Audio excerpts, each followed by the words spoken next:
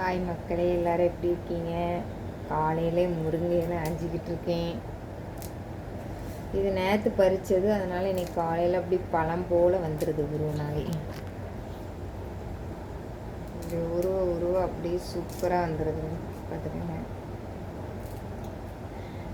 அன்னைக்கு இன்ஸ்டாகிராமில் நான் ஒரு வீடியோ போட்டிருந்தேன். அதே தான் யூடியூப்லேயும் போடுறேன்.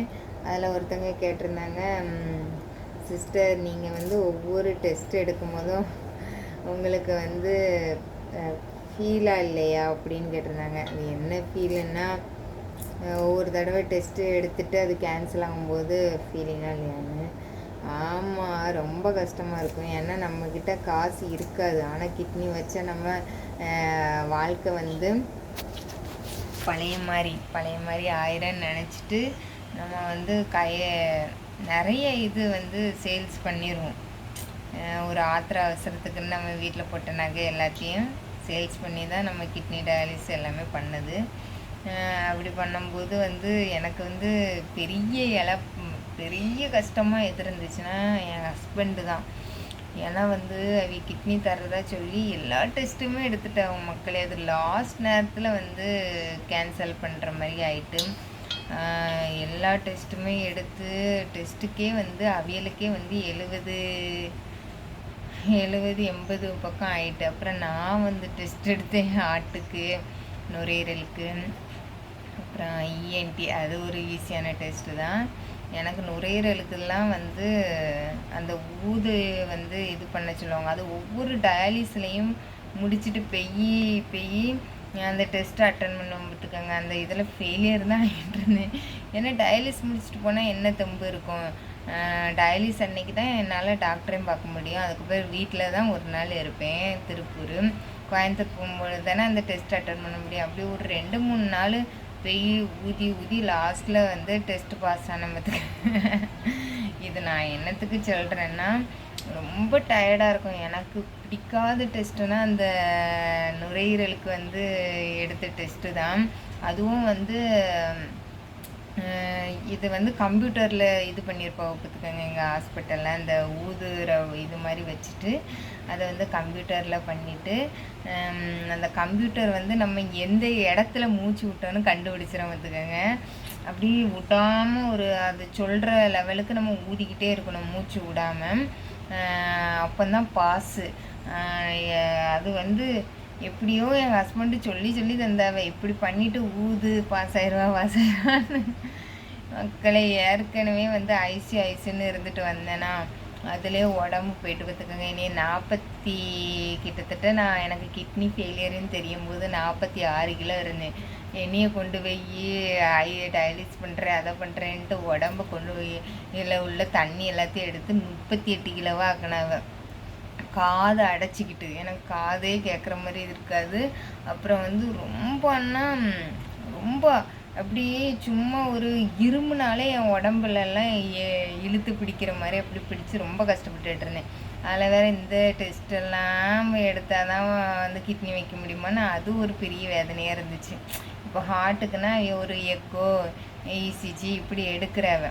ஆனால் இந்த நுரையீரலுக்கு நம்ம ஊதுறதுலாம் இதுங்கும்போது நம்ம வந்து ஸ்ட்ரென்த்து சத்தியமாக என்கிட்ட இல்லை. அப்போ வந்து என் ஹஸ்பண்டு சொல்லி தருவாங்க, இப்படி எடுத்துகிட்டு இப்படி ஊதிரு அப்படின்ட்டு. நானும் இப்படி எடுத்துகிட்டு ஊதுனா அப்படி அதில் காசு செலவாகும்போது எனக்கு ரொம்ப நான் வந்து அதை நினச்சி அழுதுருக்கேன். ஏன்னா வந்து ஒவ்வொரு டெஸ்ட் எடுக்கும்போது நான் வந்து ஒரு வாழ்க்கை வாழ்ந்துருவேன். பார்த்துக்கங்க, அந்த டெஸ்ட் எடுக்கும்போது நம்மளுக்கு வந்து ஒரு கிட்னி வரப்போகுது, நம்ம வைக்க போகிறோம், ஐசியூவில் வைப்பாகலாம், இப்படி டெய்லி தண்ணி குடிக்க சொல்லுவாங்களாம், அப்புறம் நார்மல் டயட்டு தான், நம்மளை வந்து இப்படி ரூமில் போடுவாங்க, இப்படின்னு எல்லாம் ஆல்ரெடி கிட்னி வச்சுருப்பாவ பற்றியெல்லாம் வீட்டை இருந்தெல்லாம் எல்லாத்தையும் நோட்ஸ் எல்லாம் வாங்கிட்டு ஒரே கனவாக தான் இருக்கும். நம்ம இப்படி இருக்க போகிறோம், அப்படி இருக்க போகிறோம் அப்படின்னுட்டு. ஆனால் எனக்கு ஒரே ஒரு கவலை என்னென்ன இருக்குன்னா, லாஸ்ட் வரை நம்ம வந்து மெடிசினில் தான் வாழ போகிறோம் அப்படின்னு ஒரு கவலை இருக்கும். அப்படி கனவெல்லாம் கண்டிருக்கேன். நம்மளுக்கு இப்போ டெஸ்ட்டு நடக்குது, நம்ம வந்து இதாக போகிறோம், நம்ம வந்து நார்மல் லைஃப் வீட்டிலே இருக்கணும், அதுக்குன்னு ஒரு வீடை பார்க்கணும், அதில் வந்து ஆப்ரேஷன் பண்ணால் ஆஸ்பத்திரி பக்கமே ஒரு வீட்டை பார்த்து 6 மாதம் இருக்கணுமா, அதுக்கு எங்கிட்டு வீட்டை தேட அப்படி ஸ்டார்டிங் டெஸ்ட்டே நம்மளுக்கு இவ்வளோ கனவு வந்துடும். அப்படி தான் என் ஹஸ்பண்ட்லாம் தரும்போது அப்படியே ஃபுல்லாக கனவாக தான் இருக்குது, கனவு லோகத்தில் தான் இருந்தேன். அதுக்கப்புறம் வந்து அது கேன்சல் ஆனதுக்கப்புறம் ரொம்ப அழுதேன். ஏன்னா வந்து டாக்டர்கிட்ட பேசிவிட்டு நான் டயாலிஸ் பண்ணிகிட்டு இருந்தேன். வீட்டில் டாக்டர்கிட்ட பேசிவிட்டு வந்து இப்படி தான் சொல்கிறாவ, இன்ஃபெக்ஷன் ஆகும் சான்ஸ் இருக்கான், இப்படி இருக்கான் அப்படி இப்படின்னு டாக்டர் சொன்ன உடனே ஒவ்வொருத்தர் உடம்பு அதுக்காண்டி நான் வேறு ப்ளட் குரூப்லலாம் வைக்கக்கூடாதுன்னு சொல்லலை. வேறு ப்ளட் குரூப்பில் வச்சே 13 வருஷமாக ஒரு சிஸ்டர் வந்து நல்லாவே இருக்காங்க. அவங்க வந்து எனக்கு எப்போதுமே ஆறுதல் சொல்லுவாங்க. நான் அதனால சொல்ல. ஆனால் வந்து நம்மக்கிட்ட பணம் இருந்தால் பரவாயில்ல, பணம் இல்லைங்கிறம்போது நம்மளால் ஒரு டைம் கிட்னி இது டிரான்ஸ்பிளான்ட்டுக்கே நம்ம வந்து ரொம்ப யோசித்து செலவு பண்ணணும். அதுக்கப்புறம் அந்த ஒரு வாட்டினா கொஞ்சம் யோசிக்க வேண்டியதாக இருக்குது. அப்படிங்கும்போது ஒரே அழுவலாக தான் அழுதம் பார்த்துக்கங்க. டயாலிஸ் பண்ண தேம்பி அழ ஆரம்பிச்சிட்டேன். அதுக்கப்புறம் வந்து என் ஹஸ்பண்டை போய் எங்கள் அம்மா வந்தாங்க, நீ போ நீ வா அப்படிங்கிற மாதிரி எங்கள் அம்மா வந்து டெஸ்ட்டுக்கு வந்தவன். எங்கள் அம்மாவுக்கு ஃபஸ்ட்டு ஸ்டார்டிங் யூரின் டெஸ்ட்லேயே பிடிச்சிட்டாங்க, நீங்கள் கொடுக்க முடியாதுன்னு. எங்கள் அம்மாவை நான் ப்ரோட்டீனை கம்மி பண்ணுறேன் கொடுக்குறேன்னு ஒரு வருஷமாக டேப்லெட் போட்டு வந்து டெஸ்ட் எடுத்தாவன். நீ ப்ரோட்டீனை கம்மி பண்ணாலும் உங்ககிட்ட இருந்து வாங்க முடியாது, 2 பேர்த்துக்குமே அது வந்து இதாக தான் முடியும்ன்ட்டு அதையும் முடிச்சிட்டாவன். அப்புறம் என் தங்கச்சி வந்தால், தங்கச்சி ஒரு நாள் டெஸ்ட் எடுத்தா, அதுக்கப்புறம் அவளையும் காணாமல் போயிட்டா. இப்படி தான் வந்து அதான் ஒவ்வொருத்தர் வரும்போதும் அன்றைக்கி நைட்டு வந்து எனக்கு வந்து நம்மளுக்கு இன்றைக்கி இந்த வாட்டி லைஃப் மாறிடும் அப்படி இப்படின்னு வரும். அதுக்கப்புறம் அது வந்து ஒவ்வொரு ஃபெயிலியரையும் பார்த்துட்டு அந்த மனசு அதுக்கப்புறம் கனவு காண்றதையே நிறுத்திட்டு இப்போ என்ன நடந்தாலும் முதல்ல அது இது பண்ணதுக்கப்புறம் பார்த்துக்கலாங்கிற மாதிரி ஆகிட்டு. அதான் அந்த சிஸ்டர் கேட்டோன்னே, ஏன்னா அந்த ரீல்ஸில் சொல்லியிருந்தேன் 1 lakhs பக்கத்தில் செலவாயிருந்துன்னு. ஏன்னா ஒரு டயாலிஸ் பேஷண்ட்டுக்கு அது வந்து டெஸ்ட் எடுத்து அது வந்து யூஸ்ஃபுல்லாக நம்மளுக்கு இருந்தால் கூட பரவாயில்ல, அது தெண்டமாக வேஸ்ட்டாக போயிட்டுங்கும்போது ரொம்ப மனசு கஷ்டமாக தான் இருக்கும். ஏன்னா நம்ம காசு கொடுத்து டயாலிஸ் பண்ணிகிட்ருக்கோம். ஒரு மாதத்துக்கு எப்படினாலும் அந்த சமயம் நான் 1 வருஷம் காசு கொடுத்தேன் டயாலிஸ் பண்ணேன். அப்போ ஒரு மாதத்துக்கு கிட்டத்தட்ட 60,000 பக்கம் ஆச்சு. அப்போ வந்துச்சு அப்படின்னு ரொம்ப. ஆனால் இது ரொம்ப கஷ்டப்பட்டுட்டேன் மக்களே. இப்போ வந்து ஒரு போகிற போக்கில் கடவுள் வந்து நம்மளுக்கு எது நடக்கணுன்னு இருக்கோ அதான் நடத்துவாருங்கிற மாதிரி நானே என் மனசை தேத்திக்கிட்டேன், அவ்வளோதான். அவர் வந்து அவாய்ட் பண்ணுறாருன்னா அது நம்மளுக்கு செட் ஆகாது, அதனால தான் அவாய்ட் பண்ணுறாருன்னு அப்படி நான் என் உடம்பை தேத்திக்கிட்டேன். இதுதான் அதான் அந்த சிஸ்டருக்கு ரொம்ப கஷ்டமாக தான் இருந்துச்சு. ஆனால் நான் வந்து மனசு தேத்திக்கிட்டேன். அதுக்கப்புறம் வந்து எனக்கு எதுனால அதுக்கு முன்னாடி வந்து ஒரு ஃபேமிலி மேலே கொஞ்சம் கோவம் இருக்கும் பார்த்துக்கோங்க. என்ன இவ்வளோ கஷ்டப்படுறோம், இப்படி பார்த்துக்கிட்டு இருக்காவே எல்லாருமே அப்படின்ட்டு. அதுக்கப்புறம் என் கூட டயாலிஸ் பண்ணுறவங்க தான் எனக்கு ஒரு அட்வைஸ் கொடுத்தாங்க. அதாவது நம்ம வந்து வாங்கி வைக்கிறது பெருசு இல்லை தாயே, அவங்களுக்கு ஏதாவது ஆயிட்டுன்னா அவைய உன்னே தான் சொல்லுவாவ, உனக்கு கொடுத்தனால தான் இப்படி ஆயிட்டுன்னு சொல்லுவாவ. அதனால் யாருக்கிட்டேயுமே நீ இது பண்ணாத, நம்மளுக்குன்னு கவர்மெண்ட்டில் பதிஞ்சு வச்சுக்க. நம்மளுக்குன்னு வர்றது இருந்துச்சுன்னா சீக்கிரமாக வரதான் செய்யும். நம்ம எத்தனை வருஷம் டயாலிஸ் பண்ணணுன்னு இருக்கோ அத்தனை வருஷம் டயாலிஸ் பண்ணி தான் ஆகணும். நம்ம தலைவிதி அப்படி இருக்குது, நம்ம மாத்திரை மருந்தில் தான் வாழணுன்ட்டு இருக்குது.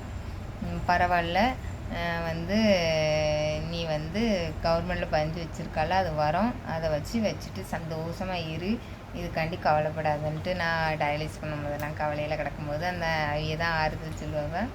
அந்த ஆறுதலை எனக்கும் நிஜமாகவே அதுதான் உண்மைன்னு பட்டுச்சு. நம்ம வாங்கி வச்சுருவோம், அவைகளுக்கு ஏதாவது ஆயிட்டுன்னா என்ன செய்ய. அதனால் வந்து நானாக அப்புறம் அவாய்ட் பண்ணிட்டேன். இதுதான் கவலை இருந்துச்சு நிஜமாக. காசு செலவாகுது, அதுக்கப்புறம் இப்போ கூட நான் ஒரு சிஸ்டருக்கு வந்து கிட்னி கிடச்சிருக்குன்னு சொல்லி வீடியோ போட்டிருந்தேன் பற்றியெல்லாம். அவிய வந்து ஒவ்வொரு கிட்னி வரும்போதும் அவியிலையும் டெஸ்ட் எடுக்க சொல்லுவாங்களாம். அவிய செகண்டாக இருக்கும்போதும் சரி, தேர்டாக இருக்கும்போதும் சரி வந்து டெஸ்ட்டுக்கு வாங்க. அந்த ஒரு டெஸ்ட்டு ஏதோ 3000 4000 சொல்லுவாங்க. அது வந்து டெஸ்ட்டு எடுத்துகிட்டு லாஸ்ட்டில் வந்து ஃபஸ்ட்டாக இருக்கிறவங்களுக்கு அது மேட்ச் ஆகிட்டு கொடுத்தாச்சு. அப்படிங்கும்போது இப்படி செகண்டு தேர்டாக இருந்து வரவங்களுக்கு கொஞ்சம் கஷ்டமாக தானே இருக்கும். மேபி நம்மளுக்கு மேட்சாக இருந்தால் நம்மளுக்கு வச்சிடலான்னு ஒரு ஆர்வம் இருக்கும். திடீர்னு நைட்டு கால் பண்ணுவாங்களாம், வாங்க கிட்னி வந்திருக்கு டெஸ்ட் எடுங்க அப்படின்ட்டு. சிலது வந்து மேட்ச் ஆகாது, ஆனால் டெஸ்ட் எடுத்திருப்போம். அந்த நான் என்ன சொல்கிறேன்னா, இப்போ என்னை பொறுத்த வரைக்கும் ஒரு 500ரூவானாலும் ரொம்ப பெருசாக இருக்குது. ஏன்னா என்னோடய கண்டிஷன் அப்படி, மாத்திரை, அதுக்கப்புறம் ஊசி, ரத்தம் கம்மியாக இருக்குது அப்படின்னு இருக்கும்போது நம்ம ஒரு 3000ரூவா கொடுத்து டெஸ்ட்டு பண்ணுறோம். அது ஒரு பாசிட்டிவாக நம்மளுக்குன்னு அமைஞ்சிச்சுன்னா கொஞ்சம் சந்தோஷம். இல்லைங்கும்போது வந்து கஷ்டமாக தானே இருக்குது. அந்த 3000ரூவா வச்சு ஏதாவது ஊசி போட்டிருக்கலாம் அப்படி இப்படின்னு நம்ம மைண்ட் அப்படி போகும் பார்த்துக்கோங்க. அதனால் இப்போது சக்ஸஸ்ஃபுல்லாக 2 வருஷம் ஆக போகுது கிட்னி விரிஞ்சி. நம்ம லக்குன்னு இருந்தால் இன்னும் ஒரு 2 வருஷத்தில் கிடைக்கலாம். 3 வருஷமும் ஆகலாம், 4 வருஷமும் ஆகலாம், 5 6 ஒவ்வொருத்தரெலாம் 8 வருஷம் வெயிட் பண்ணி வச்சவங்களாம் இருக்கலாம். நம்ம மண்டையில் என்ன லக்கு எழுதியிருக்கோ அதுபடி தான் நடக்கும். சரி, நான் முருங்கைக்கீரை ஆஞ்சி இன்றைக்கி வீட்டில் வந்து நேற்று வச்ச மீன் குழம்பு இருக்குது. அதுதான் நேற்று வச்ச மீன் குழம்பு தான் இன்றைக்கி வந்து சமையல். அதுக்கப்புறம் வந்து பசங்களுக்கு முருங்கைக்கீரை ஆஞ்சி அதை வந்து தாளித்து சோத்து கூட பிசைஞ்சு கொடுத்து விட போகிறேன். சரி மக்களே, பாய்.